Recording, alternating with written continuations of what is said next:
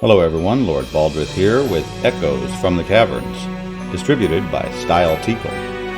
Echoes from the Caverns is a joint podcast project created and ran by Lord Baldrith and Style Teakle. Background music by Stephen J. Goldman. Update of the Avatar number 71 from May 2nd, 2014. We have released 5 perspectives and released 6 revisions. Benefactor of Baron City Home, Founder Teachable Emotes, Recruit a Friend Emote, Dev Plus Crafting Table Unity Asset Pack, Castle Stone Arena Basement, Rustic 2-story with Loft Village Home, Wooden Plaster 3-story Village Home, Blade of the Avatar Novel Chapter 20, Alienware $20 pledge upgrade coupons, and upcoming events. Well, the Mad Hermit is at it again with updates to the Village of Reclusive.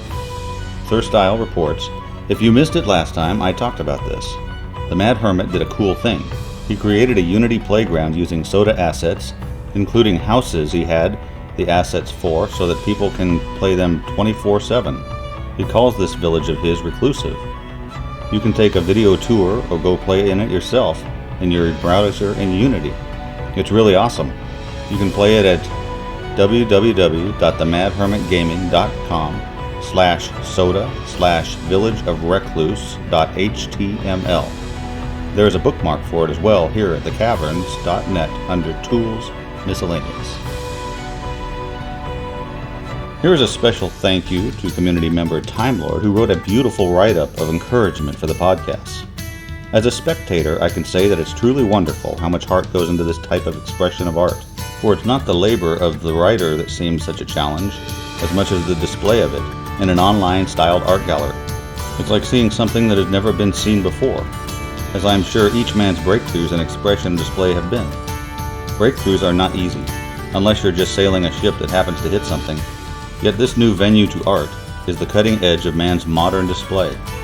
Here the production manager reaches into the abyss, where there was nothing before, and extracts from his broadcast painter's palette things of one art, and paints it to the more broad canvas that he himself has created for others to enjoy. As a spectator, I have been wondering how to express ingratitude, as I have found myself these last few weeks as awestruck, as I'm sure anyone that sees a UFO might be. I have just never seen anything like this put together. Here in this PM, I've been privileged to be an observer, watching the stage manager, the actors, the writers, the stage props, all go up and around, all in their very busy, individual ways. My mother was a singer and an actress when I was young, and she still is, and I couldn't help but to remember the same feeling as I've watched you all here. The feeling I had as a small child when I'd be sitting all alone in the theater, watching all of these strange artists all doing their individual things, all in an effort to put on something that others would come to marvel at with their applause.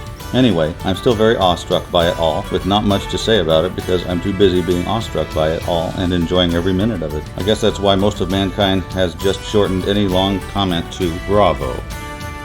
And bravo to you, Time Lord, for the wonderful writing and words. Navigation through New Britannia is a great new post by Darkstar after so much outcry over the paper map we first experienced in R4. Darkstar writes, as many of you have noticed, our current version of the map looks different than the videos of prototypes we showed off during the earlier stages of our project.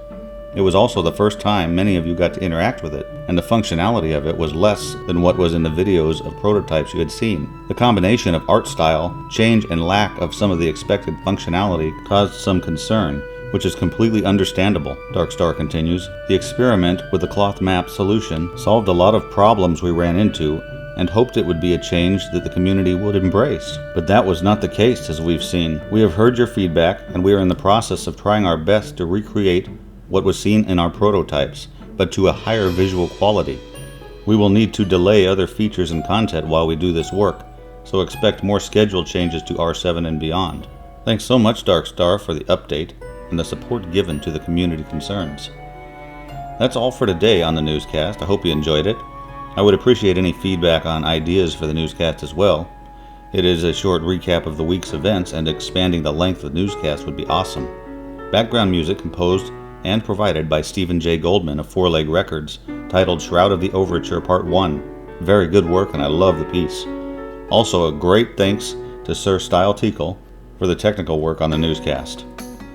I couldn't do it without you, sir. You're very awesome.